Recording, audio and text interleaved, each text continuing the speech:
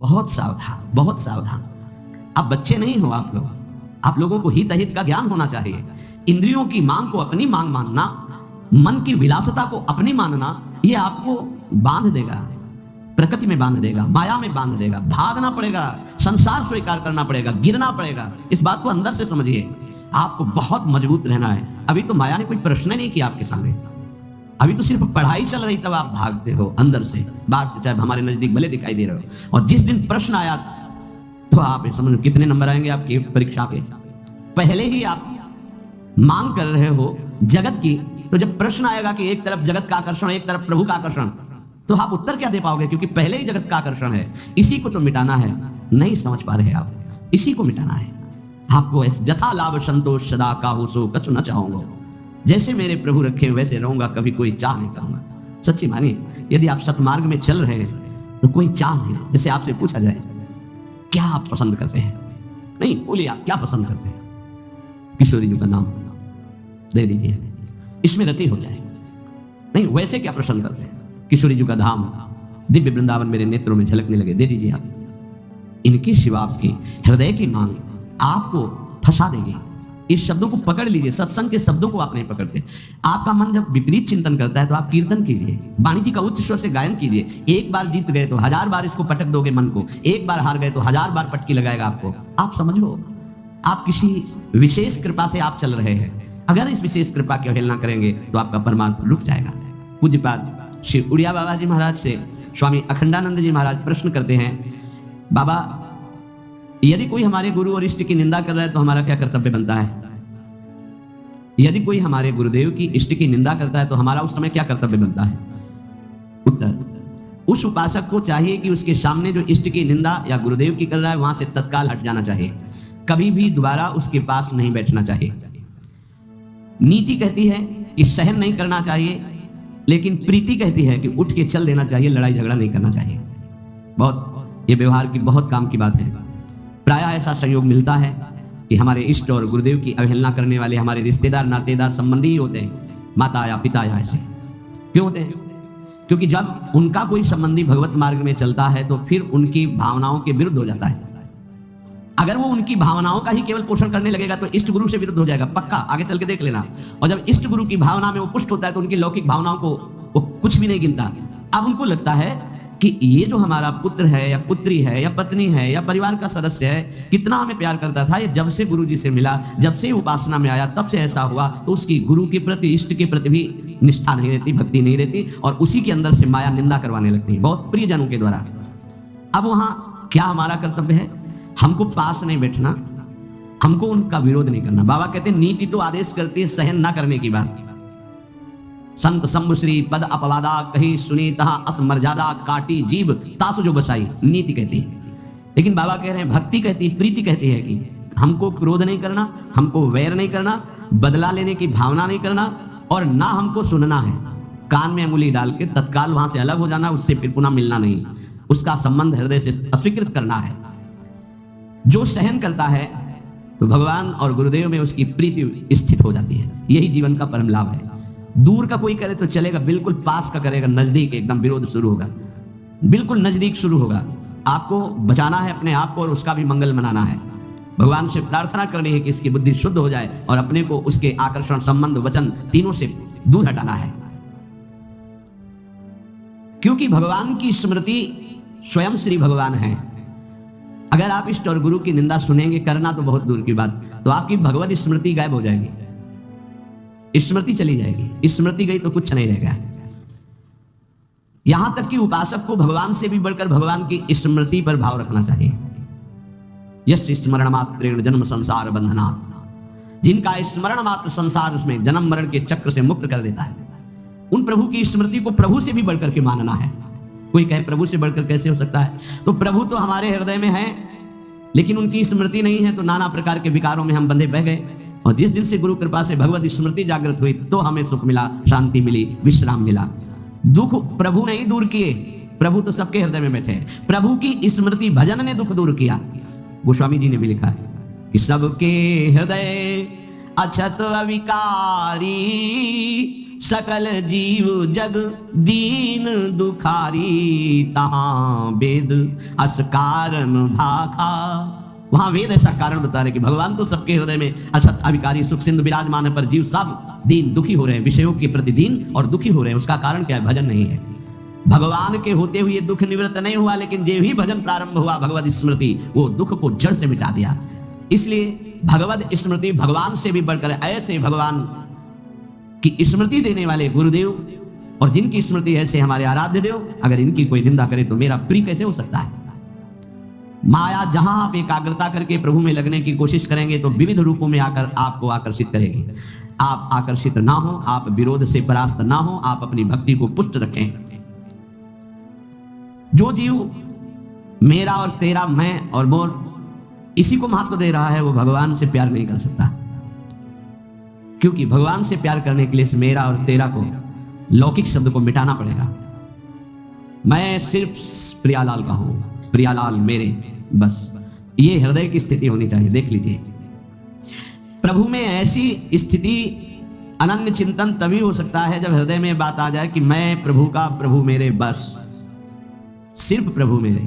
प्रभु का भाई बहुत अच्छा हुआ नहीं, प्रभु का जो भी है वो उससे मेरा संबंध नहीं, प्रभु से संबंध है। प्रभु का रचा हुआ तो अखिल ब्रह्मांडों में रजोगुणी लीला हो रही, तमोगुणी लीला हो रही, सतोगुणी लीला हो रही, नहीं, हमें प्रभु चाहिए, ये लीला नहीं, ये माया नहीं। जितनी भगवान की स्मृति में जन डूबते हैं उतना ही आनंद का अनुभव होता है। पर जब हृदय में भोगों के प्रति राग होता है और जब वो नहीं मिलता तो क्रोध हो जाता है, चिड़चिड़ा स्वभाव हो जाता है, नाक में गुस्सा भर जाती है। ये उपासक सावधान इस वृत्ति से नहीं। अगला इसका जो कदम है उसका नाम है भय। राग भोगों का, बराबर भोग तुम्हें मिलते रहे ऐसा सृष्टि में कभी किसी को नहीं होता। परिस्थिति बिगड़ती भी है, कभी ऐसी परिस्थिति आती है कि मनोनुकूल भोग नहीं मिलते, उस समय क्रोध, चिड़चिड़ा स्वभाव, नहीं शासन में लीजिए, नहीं, अगला कदम जो है वो बड़ा भयावह है। राग से क्रोध और क्रोध से भयावह स्थिति। नित्यानंद रस की अनुभूति के लिए चलने वाला उपासक हृदय में भोगों का राग न रखे, नहीं तो क्रोध, चिड़चिड़ा स्वभाव हो जाना, कुछ अच्छा ना लगना, वो विध्वंसक भाव आगे भय उपस्थित कर देगा, आपकी चेष्टा भयावह होगी। भक्ति में मुख्य बात है, भक्त कभी भी महापुरुषों के वचनों की अवहेलना न करे, अपराध न करे। इसका पूरा ध्यान रखें, नहीं तो बुद्धि भ्रष्ट हो जाएगी। ये मैं गूढ़ बात कहता हूं। जिन उपासक के अंदर भोगों का राग है, क्रोध है, भयावह कल्पनाएं हैं, वो आज्ञा का उल्लंघन करते हैं। अगर आज्ञा पर चलोगे तो कभी माया आपको परास्त नहीं कर पाएगी। साधन भक्ति, जब सिद्धा भक्ति में फिर निश्चिंतता आती है, निर्भयता आती है, निशोक आता है। साधन भक्ति में साधक को बहुत सावधान रहना है। ये 6 बातें साधन भक्ति में होंगी तभी सिद्ध स्वरूप जागृत हो जाएगा। पूज्यपाद उड़िया बाबा जी, चिदानंद समुद्र भगवान की निश्चित प्राप्ति हो जाएगी, सिद्ध पुरुष हो जाएगा यदि ये 6 बातें रही। पहले, भारी से भारी आपके प्रति कोई अपराध कर दे तो उसे क्षमा करने की आपके अंदर वृत्ति होनी चाहिए। क्रोध करके उसको मानसिक संकल्प करके दंड देना, या शारीरिक दंड देना, या समुदाय से दंड दिलाना, किसी भी प्रकार का ऐसा भाव नहीं होना चाहिए। जैसे आप भजन करते हैं, आपके मन में संकल्प बना कि तुमने हमारा अपमान किया है, तुम्हें भगवान देख लेंगे, भोगोगे, तो यदि भजन बल है तो लागू हो जाएगा उस पर और वो कष्ट भोगेगा पक्का। लेकिन वो तो कष्ट भोगेगा शारीरिक, पर आप खाली हो गए और अब भजन की वो वृत्ति आएगी नहीं, क्योंकि आप सिद्धांत से गिर गए। या आप शारीरिक बलवान हैं, आपने उसको पीट दिया तो आपका भजन बल क्षीण हो जाएगा, आपका मार्ग अवरुद्ध हो जाएगा। या आपके बहुत अनुयायी हैं, उनसे पिटवा दिया। किसी भी तरह से दंड दिलवाना भक्ति को खो देना है, ये बात अच्छे से समझ लीजिए। तो पहला है क्षमा। किसी भी कारण से भारी से भारी अपराधी को भी क्रोध करके दंड देने की भावना ना होना।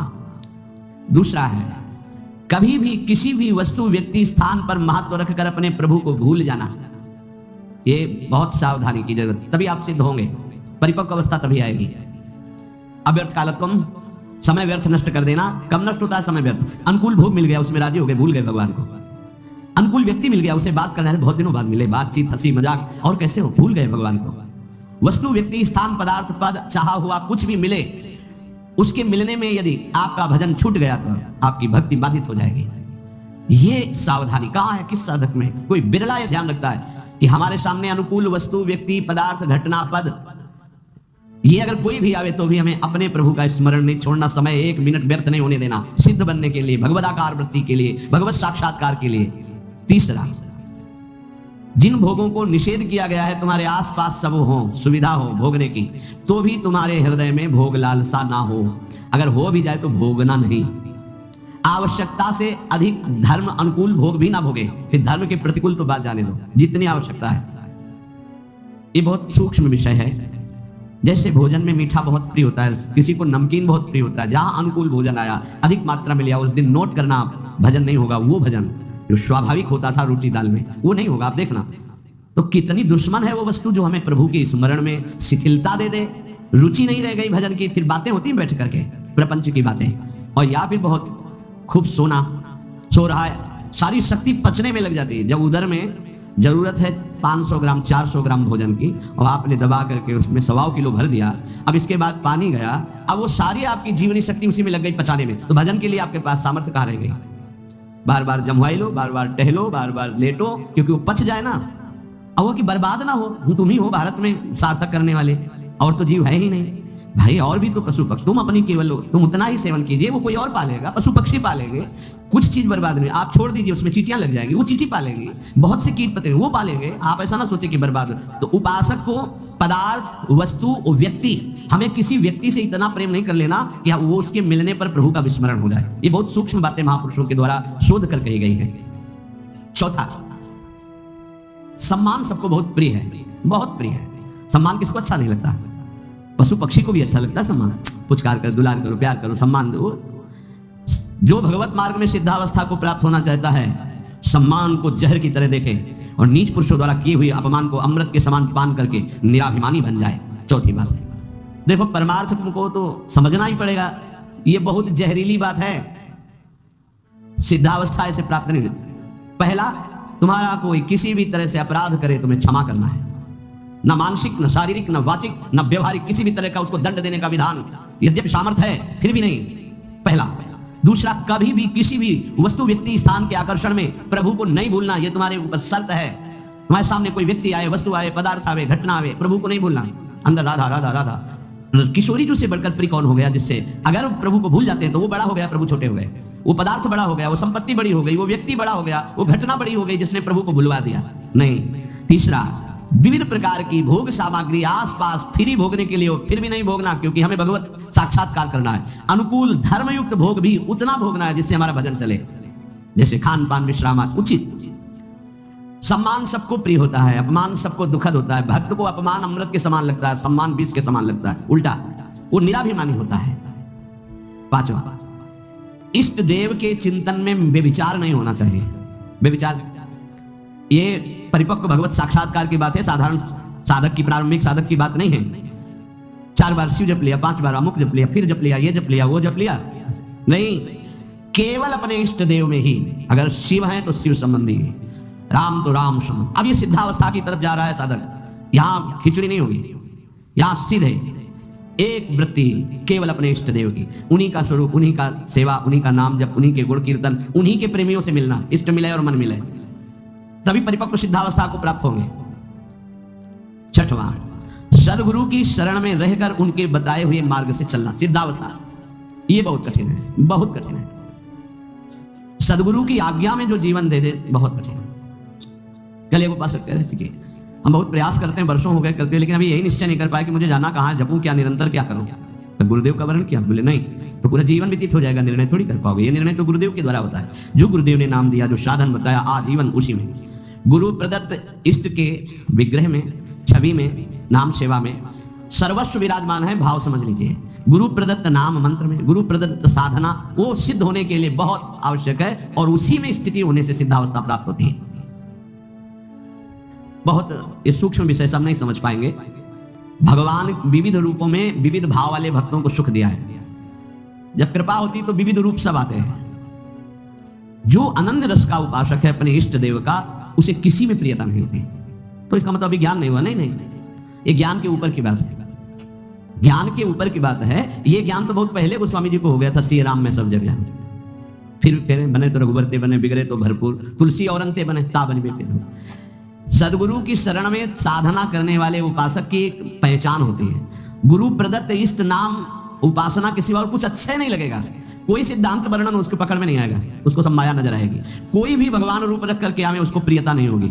उसको प्रियता उसी में होगी जो गुरुदेव भगवान ने इष्ट दिए हैं। ये खास बात उस गुरु प्रदत्त साधन करने वाले महामहिम साधक में होती है, ये सब में नहीं होती।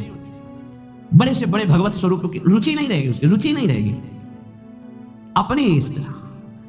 अपने इष्ट का नाम, इस पे उसके प्राण न्यौछावर होते हैं।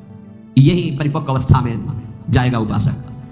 प्रभु के विविध रूप हैं, विविध छवियां हैं, विविध उनकी शोभा है, विविध नाम है। ये तब होता है प्रारंभ में, विविधता में।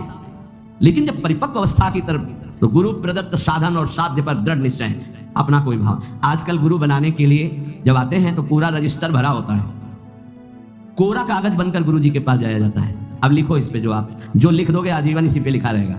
लेकिन यहाँ इतना लिखने का अवसर ही नहीं, शिष्य बन रहे और पूरा रजिस्टर भरा हुआ है। हम तो ये करते हैं, हम तो ये करते हैं, हम वही कैसे, हमारा ये सिद्धांत, हमारे ना कोई आग्रह ना कोई भाव, ये रखा है हृदय हमारा, जो आप चाहो इस पे डाल दो, वही जीवन भर। ऐसे शिष्य बना जाता है। सब अपनी भावनाएं हटाकर गुरुदेव के चरणों में। अब आप जो, ये नया जन्म हमारा है गुरु दीक्षा का, आप जो आज्ञा करेंगे वैसे ही हम चलेंगे। एक अबोध बच्चे की तरह गुरुदेव के चरणों में समर्पण, अबोध बच्चे के। मुझे कुछ